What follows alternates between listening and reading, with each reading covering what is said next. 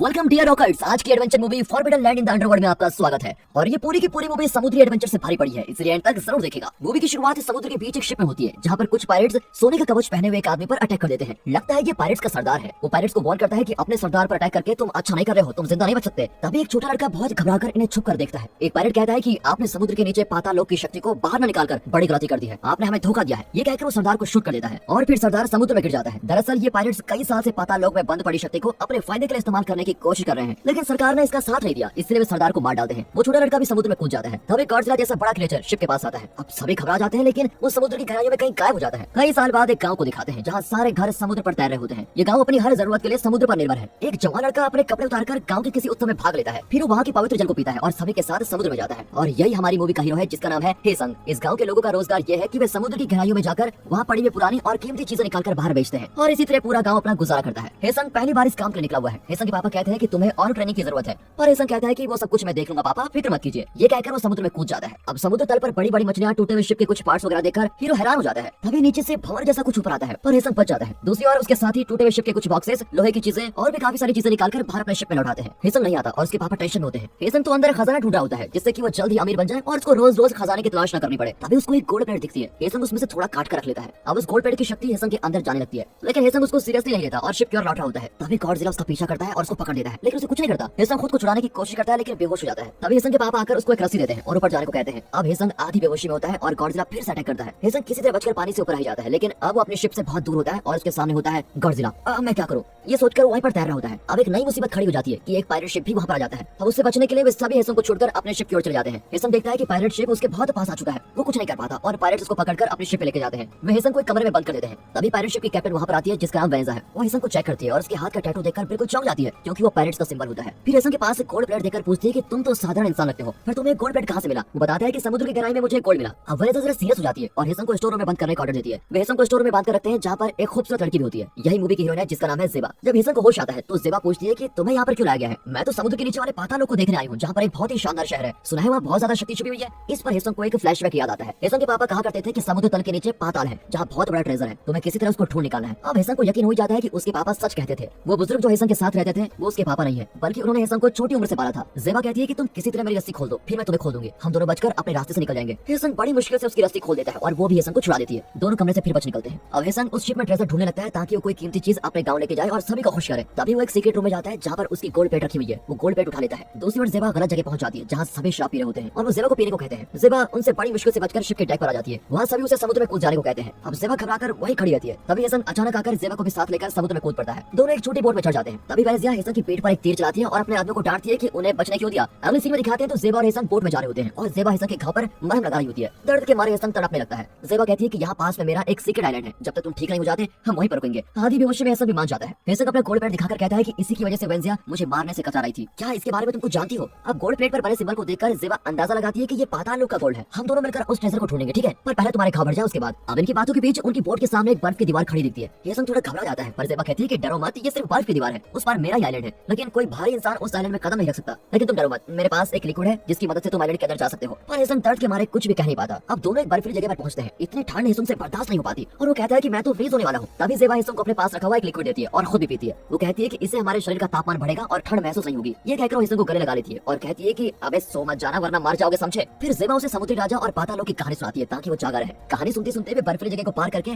Secret island में पहुंच जाते हैं। अगले सीन में हेसंग एक गांव में होता है, जहां चारों तरफ बांस का जंगल है। एक छोटी लड़की आकर हेसंग को एक गिफ्ट देती है और हेसंग खुशी से उसको ले लेता है। फिर वो अपने टैटू को देखता है, लेकिन वहाँ पर पट्टी बंधी होती है। तभी एक आदमी कहता है कि अपने टैटू के बारे में फिक्र मत करो, मैं उसके बारे में यहाँ किसी को कुछ नहीं बताऊंगा। दरअसल हेसंग के हाथ का टैटू पायरेट्स का सिंबल है और इसी वजह से उसके गांव में भी लोग उसको नापसंद करते थे। अगर यहाँ के लोगों को पता चल गया तो वो हेसंग को गांव से निकाल देंगे, इसलिए उस आदमी ने हेसंग के टैटू को छुपा दिया था। इतने में ज़ेबा आकर उसको नए कपड़े देती है और कहती है कि ये इस गांव में सबसे समझदार इंसान है और इसका नाम गत्सव है। अब हेसंग गत्सव को अपना गोल्ड प्लेट दिखाता है तो वो बिल्कुल चौंक जाता है और हेसंग को एक बुक पकड़ाकर कहता है ये बहुत ही स्पेशल आदमी की डायरी है, इसमें वही सिंबल है जो इस गोल्ड प्लेट पर है। उस बुक में पाताल लोक के बारे में बहुत कुछ लिखा होता है और एक मैप भी होता है। फिर हेसंग बुक पढ़कर उन्हें पूरी बात बताता है तो वे बहुत ही खुश हो जाते हैं। गत्सब कहता है कि मैं 10 साल से इस आइलैंड पर हूँ लेकिन इस बुक को कभी समझ नहीं पाया, लेकिन तुमने इसको एक ही बार में समझ लिया। वाह, ये तो गजब की बात है। अब तीनों बुक लेकर चलने लगते हैं। बुक में ये भी लिखा होता है कि पाताल लोक इस आइलैंड पर ही है, लेकिन जब तक एक स्पेशल इंसान नहीं आ जाता पाताल लोक का पता लगाना नामुमकिन है। शायद हेसंग ही वो स्पेशल इंसान है। हेसंग पूरी बुक पढ़ लेता है और वे पाताल लोक की तलाश में निकल पड़ते हैं। फिर वे एक झरने से होकर एक बड़े पहाड़ को पार करते हैं। फिर वे धीरे धीरे समुद्र तट पर चलने लगते हैं। वे नहीं जानते कि वो कहाँ जा रहे हैं, लेकिन वे मैप को फॉलो कर रहे होते हैं। अब सफर के दौरान हेसंग को ज़ेबा की बातें और उसका एटीट्यूड बहुत ही पसंद आता है। वहाँ वैज़िया को एक कबूतर के जरिए मैसेज मिलता है और वो शिप को एक दिशा में मोड़ने को कहती है। हेसंग, ज़ेबा और गत्सब एक पहाड़ की चोटी पर जाते हैं। उन्हें एक खूबसूरत समुद्र दिखता है लेकिन कोई शहर नजर नहीं आता। अब गत्सब मायूस हो जाता है, लेकिन हेसंग ज़ेबा से उस जगह का नाम पूछता है तो ज़ेबा कहती है कि किसी को वहाँ जाने की इजाजत नहीं है। अब हेसंग बताता है कि इसका मतलब वो जगह ही हमारा लक्ष्य है। ऊपर से देखने पर हेसंग को एक होल जैसा कुछ दिखता है। हेसंग कहता है कि मैप के अनुसार यही पाताल लोक पहुंचने का रास्ता है। तीनों उस होल में जाते हैं और समुद्र की गहराइयों में लगातार स्विम करते हैं। आखिर वो रास्ता एक गुफा में जाकर खत्म होता है। तीनों उस बड़ी गुफा में जाते हैं जो प्राकृतिक नहीं बल्कि इंसान की बनाई हुई गुफा लगती है। तीनों रस्से की मदद से अंदर जाते हैं। रास्ते में अचानक गत्सब चिल्लाता हुआ आता है। दरअसल समुद्र का पानी बहुत तेजी से अंदर आ रहा होता है। वे तेजी से भागते हैं लेकिन ज़ेबा फिसल कर गिर जाती है। अब हेसंग अपना हाथ पानी की तरफ करता है तो सारा पानी एकदम फ्रीज हो जाता है। ये देखकर ज़ेबा चौंक जाती है कि ये क्या चीज है और पूछती है कि सच बताओ यार, तुम हो कौन। फिर दोनों गुफा के मेन एरिया में आते हैं। वहाँ गत्सब बहुत ही खुशी के साथ हेसंग को बुलाता है क्योंकि जमीन पर एक और मैप होता है जो बुक वाले मैप का बाकी हिस्सा लगता है। हेसंग भी बहुत ही खुश होता है और अब ज़ेबा हेसंग से डरती है कि न जाने उसके पास क्या क्या शक्तियां होंगी। अब उसका डर कम करने के लिए हेसंग बताता है कि मैं एक अनाथ हूँ, पर ज़ेबा को विश्वास नहीं होता क्योंकि वो हेसंग का सुपर पावर देख चुकी है। वो कहती है कि झूठ मत बोलो, तुम्हारे पास सुपर पावर्स हैं, तुम जरूर एक पायलट हो ना। हेसंग खुद नहीं जानता कि वो कौन है, इसलिए वो कोई जवाब नहीं देता। इस पर ज़ेबा लौट कर चली जाती है। हेसंग उसके पीछे जाता है। तभी गत्सब ज़ेबा को रोकता है और उसकी आवाज बहुत ही बदल जाती है। वो हेसंग से कहता है कि तुम्हारा नाम सिर्फ हेसंग नहीं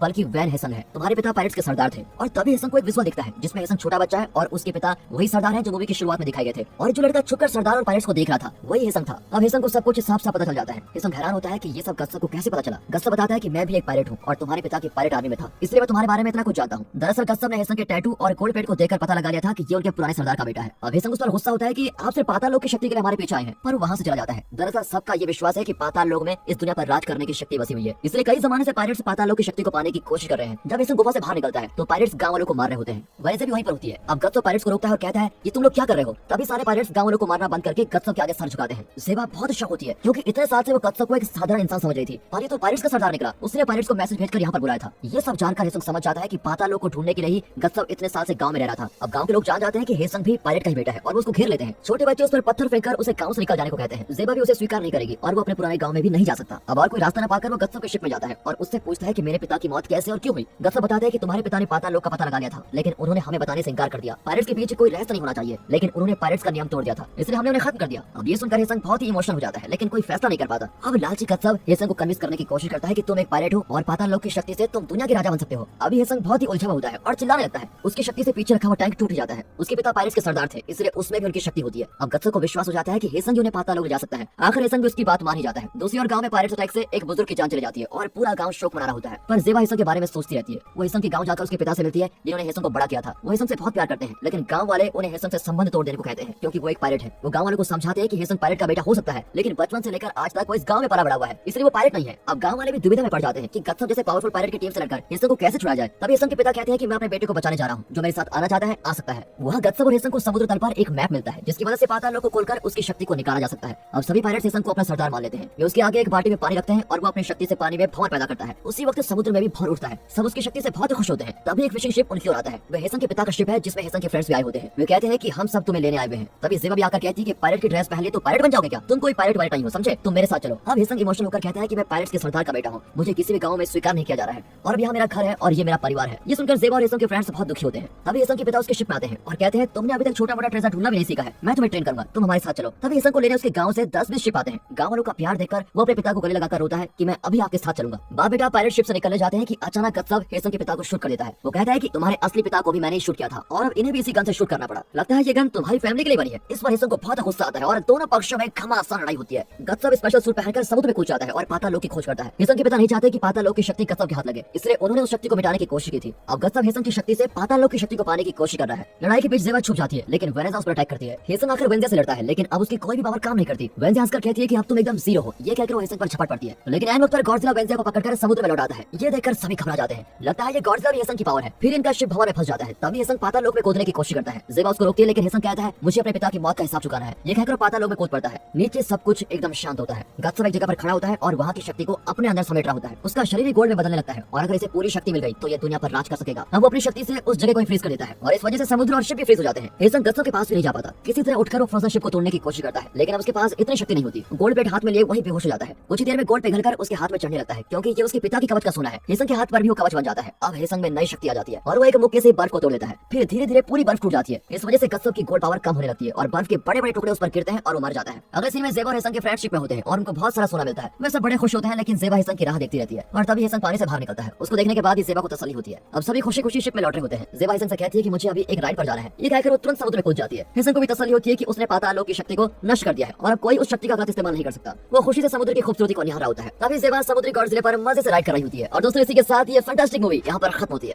दोस्तों, अगर आप ऐसी समुद्री मूवी देखना पसंद करते हो तो मैं आपको सजेस्ट करूंगा कि आप द श्योरेस्ट देखो। इसमें एक लड़की पूरे समुद्र में सिर्फ एक शार्क से लड़ती रहती है और कैसे दोनों के बीच घमासान होता है। ये देखने के लिए देखिए इस मूवी को। बाकी मिलते हैं अगली वीडियो में, तब तक के लिए गुड बाय, अपना ख्याल रखिएगा and finally thanks for watching.